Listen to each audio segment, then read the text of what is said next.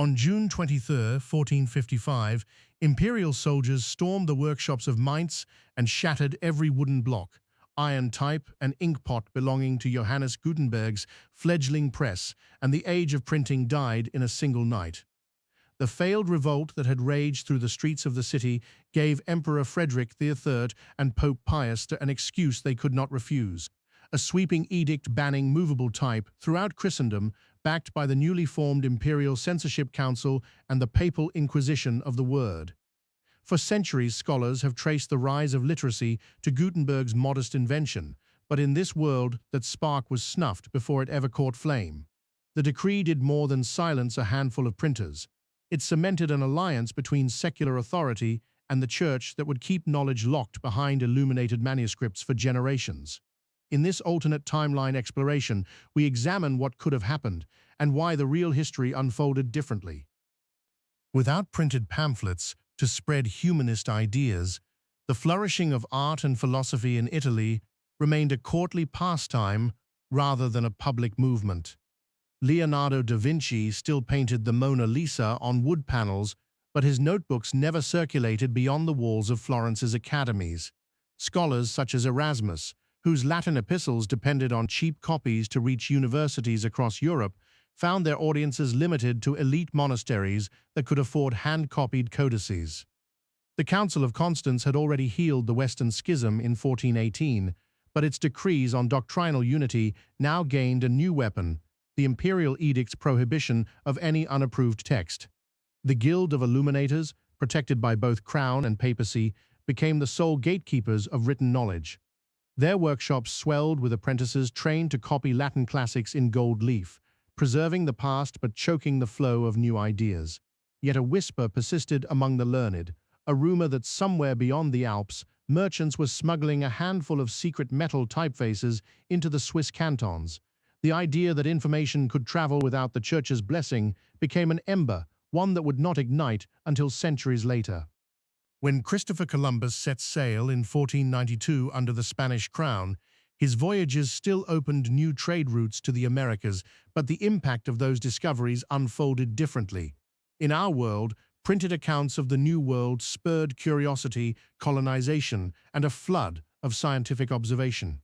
Here, reports of Indies arrived only as handwritten letters carried by royal couriers, each painstakingly transcribed before reaching scholars in Seville or Lisbon. The Spanish monarchs, lacking cheap pamphlets to rally public support, relied on court ceremonies and the Church's sermons to justify conquest. The indigenous peoples encountered a Europe that could not rapidly disseminate knowledge of crops, diseases, or navigation techniques. Consequently, European settlement progressed more slowly. Many colonial outposts remained small trading posts rather than sprawling settlements. The delay in mass literacy also meant that the scientific method, so dependent on reproducible observations, shared widely stalled. Astronomers like Copernicus could still formulate heliocentric theories, but without printed tracts to challenge Ptolemaic orthodoxy. His De Revolutionibus remained a manuscript locked away in a cathedral archive, read by only a handful of clerics. Martin Luther's 1517 Theses were famously nailed to the door of Wittenberg's castle church and quickly reproduced on printing presses across Germany. In this timeline, however, the Imperial Censorship Council seized the moment as an opportunity to reinforce its authority. When Luther posted his 95 propositions, imperial agents confiscated the parchment before any copy could be made. Luther was tried before a tribunal of bishops and imperial magistrates, sentenced not to exile, but to lifelong imprisonment in a remote fortress where he could be monitored by the papal inquisition of the Word. His writings survived only as whispered oral debates among sympathetic monks, an echo that never grew into a movement capable of challenging papal supremacy. Without the rapid spread of Reformation ideas, Protestantism never gained a foothold beyond isolated dissenters in the Holy Roman Empire. The Catholic Church retained its monopoly over sacraments, education, and moral authority well into the 17th century. Nations such as England, which in our history broke from Rome under Henry VIII, partly due to reformist pressures, remained firmly Catholic, their monarchs bound by papal approval for marriage and succession. The Battle of Lepanto in 1571 still pitted the Holy League against the Ottoman fleet, but its aftermath unfolded without the surge of nationalist fervor that printed broadsheets had inspired. Victorious Christian commanders returned to courts where triumphs were celebrated through grand tapestries and oral epic poetry, not pamphlets stirring public opinion. The 30 Years' War, which in our timeline devastated Central Europe from 1618 to 1648, erupted here for largely the same political and religious tensions, but its scope was constrained.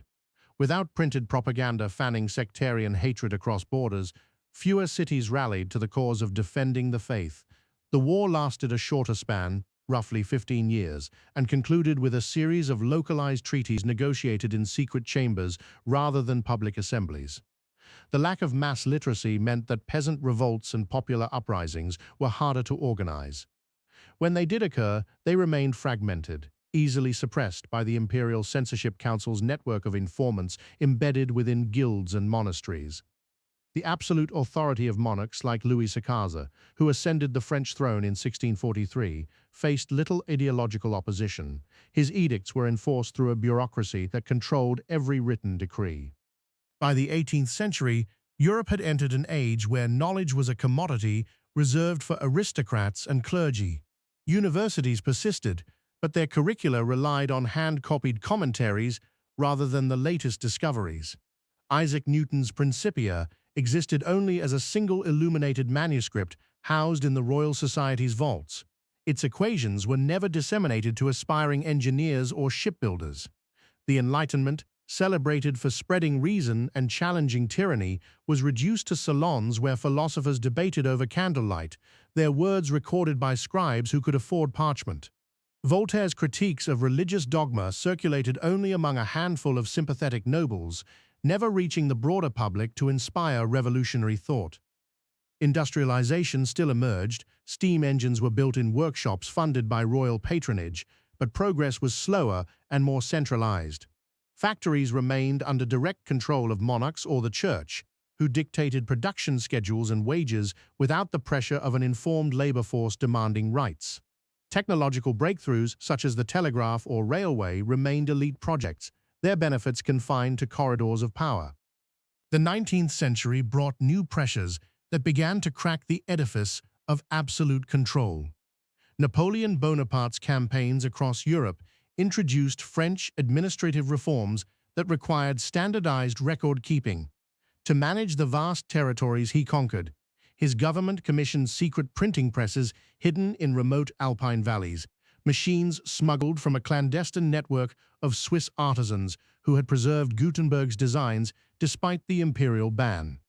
These covert presses produced pamphlets urging legal reform and modest educational initiatives, but they were distributed only among military officers and local magistrates. Still, the ideas took root. Soldiers returned home with copies of decrees that hinted at merit-based promotion rather than noble birth. The ripple effect was subtle yet undeniable. A growing class of bureaucrats began to question the necessity of the Imperial Censorship Council's monopoly on text. In 1848, a wave of revolutions swept across Europe in our timeline, fueled by printed manifestos and newspapers. Here, the uprisings were muted, sparked instead by whispered rumors of new machines that can copy words faster than any scribe. When a small group of university students in Berlin managed to assemble a functional press using parts salvaged from a French artillery workshop, they ignited a clandestine movement that would later be called the Illuminated Rebellion. The imperial response was swift. The council dispatched inquisitors to confiscate the device and imprison its creators. Yet the seed had been planted. Underground networks of scholars began exchanging hand-drawn schematics, teaching each other how to forge metal type in secret. The knowledge could no longer be contained within a single guild. By the early 20th century, the world stood on the cusp of an information revolution that had been delayed by nearly 5 centuries. The Imperial Censorship Council, weakened by internal corruption and external pressure, finally relented in 1912 when a coalition of progressive nobles, enlightened clergy, and restless scholars demanded legal reform. The ban on movable type was lifted, but the legacy of suppression lingered. The first wave of printed material, scientific journals, newspapers, novels spread like wildfire across Europe's cities, reaching even remote villages that had known only oral tradition for generations. Literacy campaigns, funded by monarchs eager to modernize their economies, saw schoolhouses erected in towns previously untouched by formal education. The Guild of Illuminators, once the sole custodians of knowledge, transformed into a trade union advocating for fair wages and artistic freedom. The delayed advent of mass literacy meant that scientific progress had lagged. However, the pent-up curiosity of centuries burst forth with unprecedented vigor.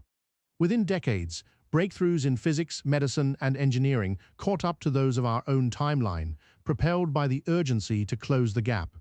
Nations that had once clung to absolute authority found themselves compelled to adopt constitutional limits, lest they be outpaced by more enlightened rivals. Looking back across the centuries of darkness, we see a world where the suppression of the printing press forged an extended era of centralized power, slowed scientific discovery, and kept the masses in intellectual twilight. Yet human ingenuity proved resilient. Even when words were chained, ideas found cracks to slip through. In this alternate timeline, the eventual rise of printed knowledge was not a sudden spark, but a slow, grinding awakening, proof that truth, once seeded, cannot be held back forever. The story reminds us that the tools we take for granted, paper, ink, type, are more than mere objects. They are vessels of freedom, and it underscores how fragile the pathways to progress can be when power decides who may read and who must remain silent.